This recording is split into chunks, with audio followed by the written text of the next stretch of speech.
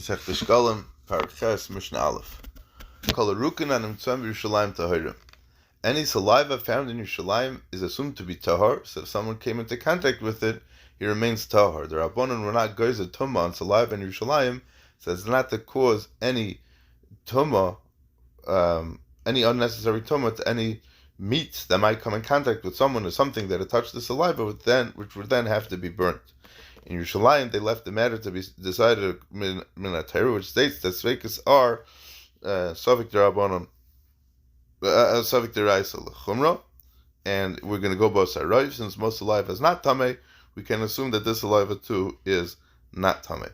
Chutz Mishal Shuka Elyon, this was the rule anywhere in Yerushalayim except for the saliva found in the upper marketplace, which is where Tameh people congregate, to avoid being around Tahor people so as not to make them Tameh.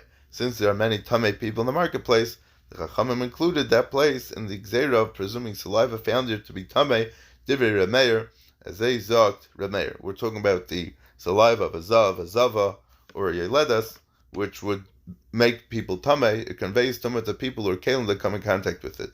The Chachamim were geyser that any saliva who we don't know where it comes from is a Suffolk Tumah.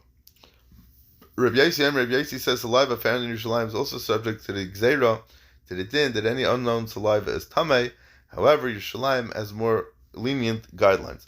During the rest of the year, outside Pesach, Shavuos, and Sukkot, shebe'emtza tameim. If it was found in the middle of the road, which is where most people walk, it's assumed to be Tameh, since there are many Tameh people also walking on the streets of Yerushalayim.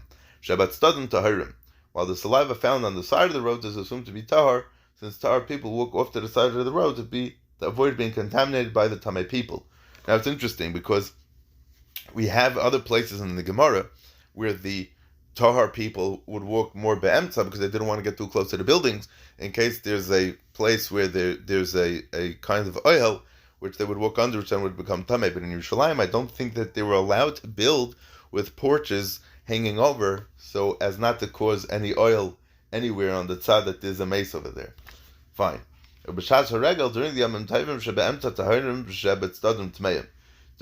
Tovim, when the overwhelming majority of people are careful to be tahar, because it's a person's mechuyev to be mitar atzmai beregel, so he'll be able to enter the Beis Hamikdash to bring the karbanos that he needs, karban chagiga, the mitzvah and the eilas and the sham chagiga and everything over there. He needs to be tahar. So b'shas haregel shebemtza taharim shebetzadim tmeim. The saliva that's found on the side of the road is assumed to be tamei memnei shein mu'atim, since there are very few people that are tamei during the Yom Tovim, mistalkin l'tzadim.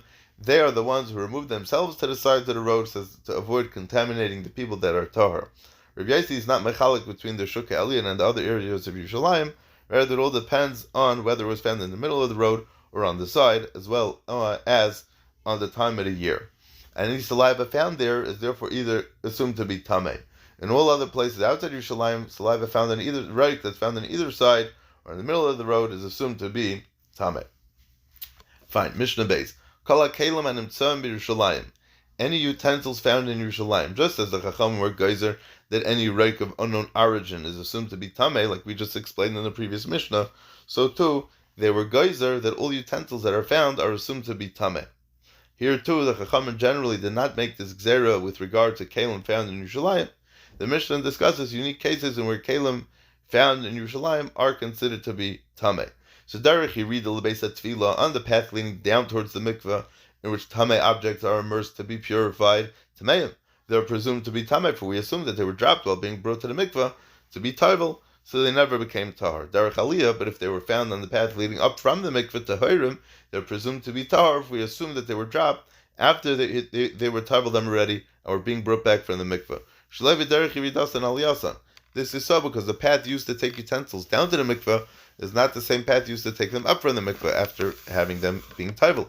Rather, they dafka made two paths, one for bringing things to the mikveh that were tameh, and one for bringing things away from the mikveh, which were tahar, so that the tameh people wouldn't bang into the tahar people and make issues. If the kelim were found elsewhere in Yerushalayim, they're presumed to be tahar because the Chacham were not geyser. The Chacham did not apply their decree of presuming utensils to be tameh in Yerushalayim unless there is evidence that the keli has been made tameh. This is only with regard to utensils found near a mikveh that there is concern, since they were presumably brought to the mikveh because they were tamei. These are presumed tamei unless there's clear indication that they had already been toiveled. Divrei Remeir, as Isaac Remeir. Rabbi Yossi says, Kulan Tahirim, Chutz min Asal, V'hamagrefa, V'hamaritza, Yuchadin L'kvaros. All utensils found in Yerushalayim are assumed to be tahar, even those found along the path leading down to the mikveh. Although the utensils were found on a place where there's generally tamei people there, it's possible that a person bringing utensils to be immersed dropped some tahar utensils that he happened to have with him, except for a basket, a rake, a spade, that are designated for digging graves and other related activities. The basket is used for transporting bones, the rake is for collecting bones spread out over a large area, and the spade is for digging graves. Therefore, these utensils are assumed to have come in contact with the mace, and is therefore going to be tamei. So Remeir and Rabbi Yossi agree that the general decree of presuming that all found utensils to be tamei does not apply in Yerushalayim, and then in cases where there's a special reason to assume that they are tamei, they're presumed tamei even in Yerushalayim. They are chaylik only about whether finding utensils on the path leading down towards the mikveh is enough evidence to indicate that they are tamei. Mishnah Gimel. Sakin shenimtis barba oser. We learned in the previous Mishnah the rule of assuming that any found utensils are tamei does not apply to most kelim found in Yerushalayim. However, this is true only if one wishes to use the kelim for regular chulin, food or drink. With regard to something that's hektish, we must presume that even utensils found in Yerushalayim are tamei. Now, what's the pshat in this? Because the Mishnah discusses cases where the usual rule of presuming found utensils tamei does not, finding them as tamei do not apply. Now the reason is because when whatever level of kedusha you give to something, the tumah goes up keneged that, right? Chulin is regular tumah, and then truma can make different levels of kedusha can foster different levels of tumah, as we'll see. So sakna shenimtis barba osar. If a shechita knife was found on the 14th of Nisan, which is a day when they bring the Korban Pesach, and you don't know if this is tamei or tahar. So sheichet b'miyad, when we sheich this Korban Pesach with it immediately, even without being tovel the knife. It was likely that the owner of the knife was planning on using his knife to sheich the Korban Pesach. Therefore, we can assume that even if the knife had been tamei originally, the owner was tovel it already on the 13th, meaning on the day before. Now, the halacha is that a keli that became tamei you could be tovel it and then used for it immediately for chulin. However, it can't be used for kachim until nightfall of the day of the tefillah. Therefore, in order to use a knife for shechting the Korban Pesach, it's not enough to be tovel on the morning of your Daled. You have to be tovel on the 13th, so that nightfall passes before it's used on the 14th. And we therefore assume that any knife found on the 14th already had been immersed by its owner on the 13th. We're not concerned that the knife had been lost long before Pesach, in which case it may not have been tovel at all, because the streets of Yerushalayim are very crowded just before Pesach, and anything lying on the ground would have been noticed long before this. It's therefore mistaber to assume that the knife was lost on the same day it was found. However, if the knife was found on the 13th, even though it's possible that the knife had already been toveled, shoino matbil, one must immerse it again, because it's possible that the owner was planning on being toveled later that day and lost it before doing so, and the knife is therefore still tamei at this time. The kaifetz, a meat cleaver, which is a large knife used for chopping slabs of meat and bones, was found. Bein bezeh shoino matbil. Whether it was found on the 13th or the 14th, the finder must be toveled again. Although the very reason one must immerse the knife is that we assume that it had not yet been toveled, the Mishnah uses the lashon of shoino matbil because it's possible that the knife had been toveled before. Since it's aser to break the bones of a korban Pesach, a kaifetz is generally not used for the meat of that korban. We therefore cannot assume that the kaifetz was the kupitz or the kaifetz, whatever it is, cannot be. We cannot assume that this knife was immersed, was toveled in preparation for the 14th. And although other karbanos are brought on the 15th, which you may use this kupitz, and you probably will use it, since it could have been immersed later on the 14th to prepare for the 15th, then you would not be able to use it on the 14th because you're not going to use it for your korban Pesach.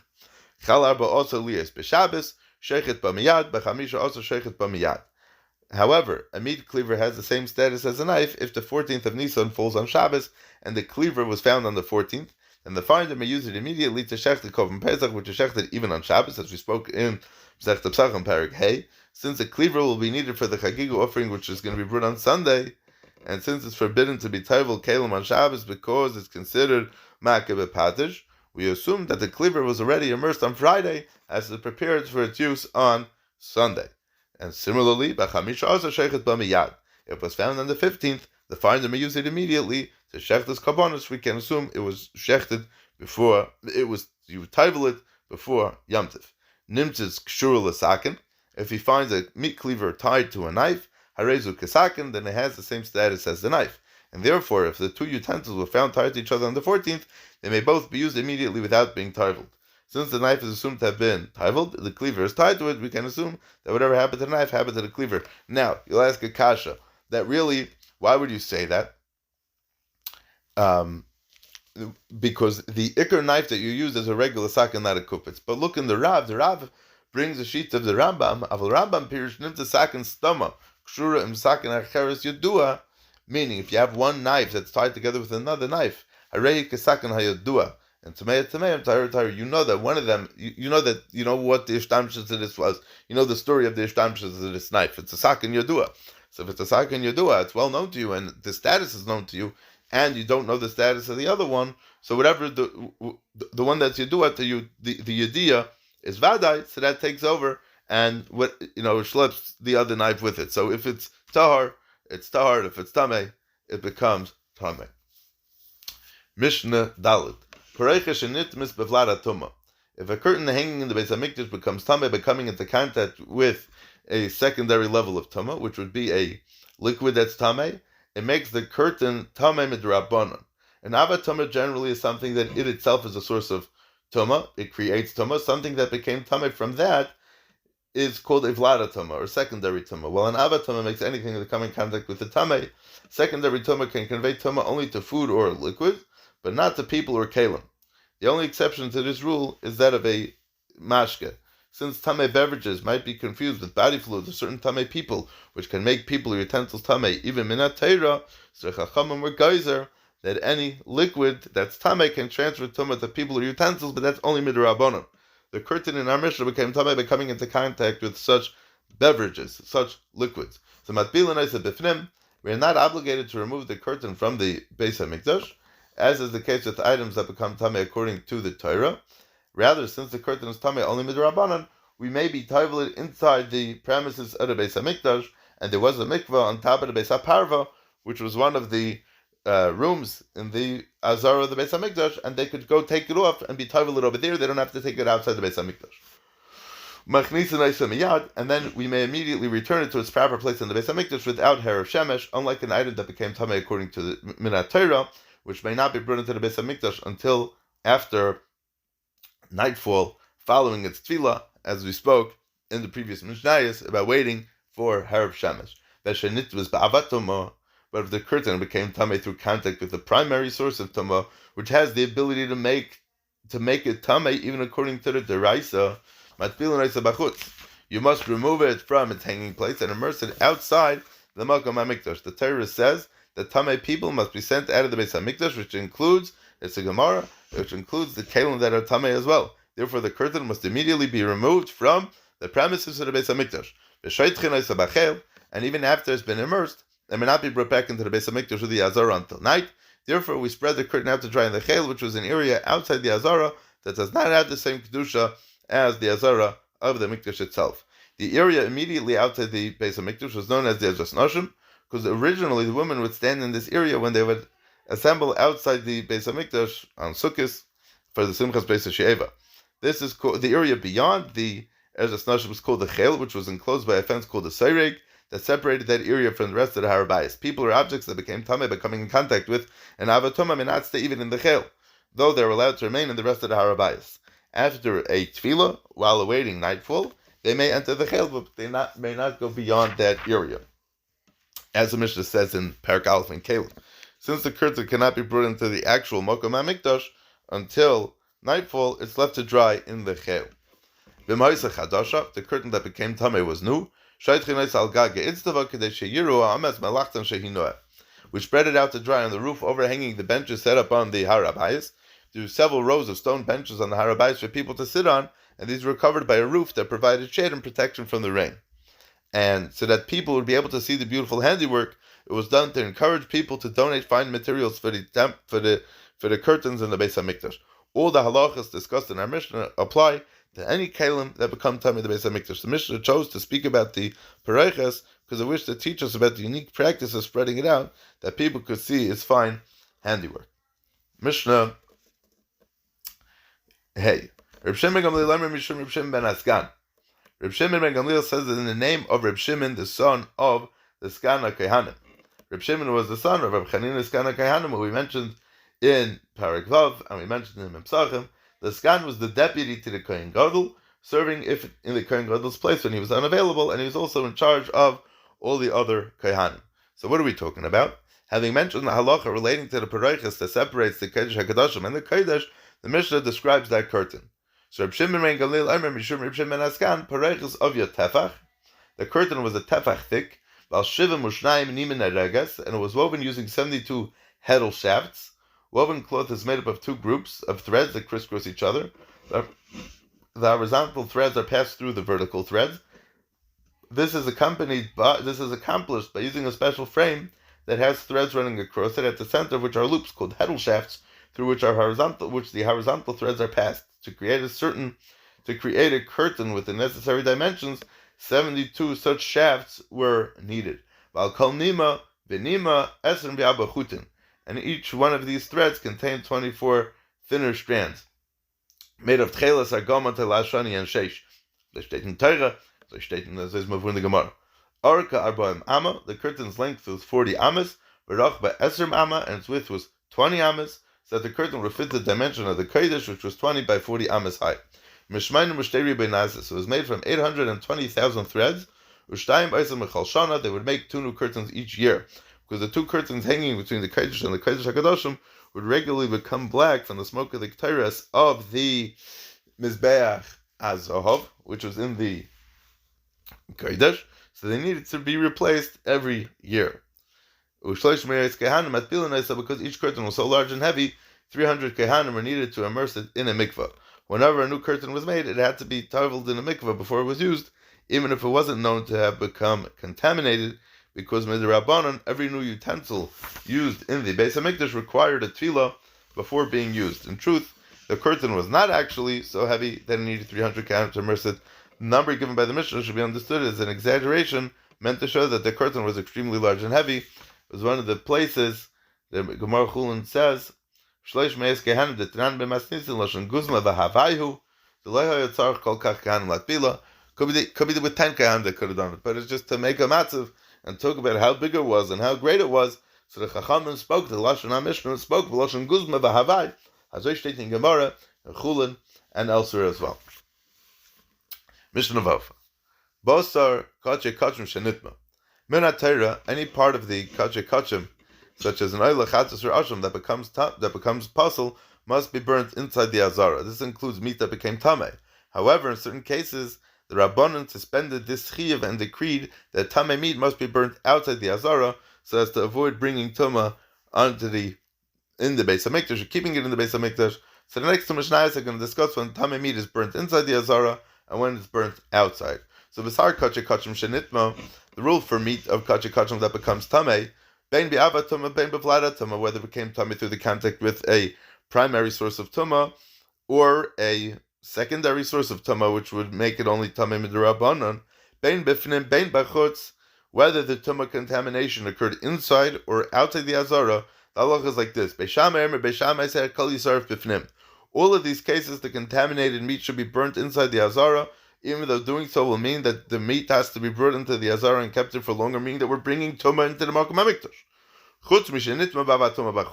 Except for meat that became tamei through contact with the primary source of tamei out of the azara. Since that meat is tamei midaraisa and is now outside the azara, there's no heter. We may not bring it inside, rather you have to burn it outside the azara. There's 2 reasons not to bring it in. Number 1, it's high level of tuma, and the fact that the tuma occurred outside the azara. According to Beishamai, the meat that's burnt out of the azara is only when both of these reasons apply. In all other cases where one or neither of these factors is present, the meat must be burnt in the designated place inside the azara. Beis Hillel say hakol yisarif b'chutz. In all these cases, the meat that became tamei should be burnt outside the azara, so as not to bring tuma into the Makom HaMikdash or to hold it in the mikdash any longer than necessary. The exact opposite extreme of the case of Beis Shammai, except for meat that became tummy through contact with a secondary tumah inside the azara. Since in this case the meat is only tummy midrabanan, and in addition to that, it's already inside the azara. It's not necessary to remove it before burning it, and the meat should therefore be burnt in the azara of the Beis Hamikdash. Beis Hillel's shita is that tamei meat should not be brought into the Beis Hamikdash or kept there if either of the two factors is present. Therefore, if the meat became tamei outside the azara, you don't return it there, regardless of the level of tumah. And even if it became tamei inside the azara, it should not be kept there to be burnt if it's tamei midiraisa. Only when the meat became tamei and it's going to be tamei midirabbanan, and then it's already here, and it became tamei inside the Beis Hamikdash, so then no tumah is going to be brought in. So only that you burn in the azara. Mishnah Zayin. Rabbi Lezer Omer. Eshenitma bi'aba tumah bein b'finim bein b'chutz yisarf b'chutz. Rabbi Lezer says meat that became tamei through the contact with a ava tumah, that means that it's tamei midaraisa. Bein b'finim bein b'chutz yisarf b'chutz. Whether it became tamei inside or outside the azara, it should be burnt outside the azara. So not to bring any level of deraisa de getuma into the azara, or even leave it there long enough to be burnt. And any meat that became tummy through the contact with secondary tumah, making it only a tumah midrabanan, whether it became tummy inside or outside the azara, yisarf b'fnim, should be burnt inside the azara in its proper place. According to Rabbi Lezer, everything depends on the severity of the tumah. If the tumah is deraisa, then it has to be outside the azara. If the tumah is derabanan, then the burning takes place inside the azara, no matter where the tumah happened. Now, Rabbi Kiva says, "Welcome to Masa Sham Shreifasi. Wherever it became tamei, that's where it's burnt. If it became tamei inside the azara, it's burned in the azara, even if it's midaraisa. Even if it's tamei midaraisa. If it became tamei outside the azara, it's burnt there, even if it's only midrabanan." Just interesting. The story comes to mind that Rabbi Kiva one time found a dead body on the road, and he schlepped it to the town to bury it. And this was before he became Rabbi Kiva. And they told him, "No, you have to bury it exactly where you found it." So here also by the Sreifas HaKachim that became tamei, you have to burn it exactly where you found it. I don't know that there's any real tzushtal lemaisa, but it just reminds me of that maisa of Rabbi Kiva. Bekitzer, according to Beis Shammai, tamei meat is always burnt inside, unless its tumah is severe and occurred outside. According to Beis Hillel, the meat's always burnt outside, unless the tumah is midrabanon and happened inside. According to Rabbi Lezer, if the tumah is deraisa, the meat is outside. If not, it's burnt inside. According to Rabbi Kiva, the meat is always burnt wherever it became tamei, whichever level of tumah. Okay.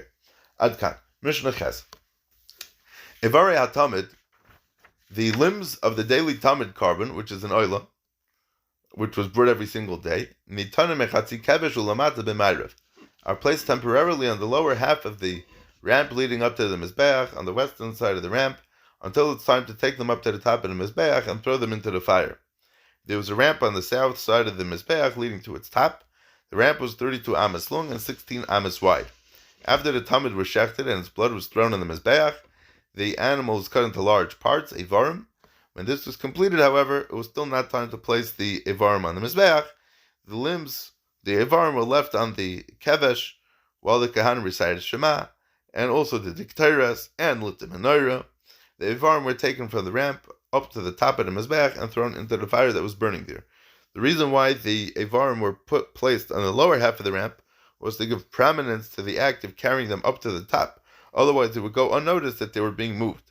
The western side of the ramp was chosen because it's closer to the Mokum HaKedesh HaKadoshim. And Bechlal, there were a lot of things that were done in the Ma'ravai Shel HaMikdash, as the Gemara Bav Basra talks, and over here as well. V'shel Musafim, Nitanim Echatzi Kev Shel Mata B'Mizrach. The Evarim of the Karban Musaf of Shabbos and the Yom Tovim, which are also Karbanos Oila, are placed on the lower half of the Mizbeach, of the Kevesh, on the eastern side. Why on the eastern side? So that they wouldn't get mixed up with the Karban Tamid. If that were to happen, the Musaf might be brought on the Mizbeach before the Tamid, and the Tamid always has to be brought before everything else. So we don't want to confuse that, so you have to separate the area of where you're going to put the Tamid and where you're going to put the Musaf. The limbs of the Musaf of a Rish Chaydish, Nitan al Karkav HaMizbeach Mamayla, are placed on the ramp above the ledge of the Mizbeach, which was a higher area, which was 6 amas above the ground, so it was much higher. So that's Rosh Chodesh goes there. It was a ledge 1 amma wide around the Mizbeach for the Kohanim to walk on. The Ivarim of Rosh Chodesh were placed on the ramp above the height of this ledge. The reason they're placed higher up is to publicize the Kedusha of the day, which was Rosh Chodesh, was sort of a yontif in the times of the Beis HaMikdash. Hashkalim v'abikurim ein noegen el b'fnei habayis. The mitzvah of donating shkalim to the Beis HaMikdash, as well as the mitzvah of bikurim, which we have the Masechet Bikurim to discuss, apply only when the Beis HaMikdash stands. The shkalim are used to purchase karbanos, and when the Beis HaMikdash is not standing, but by Niseinu Rabbim, there is no karbanos to be brought.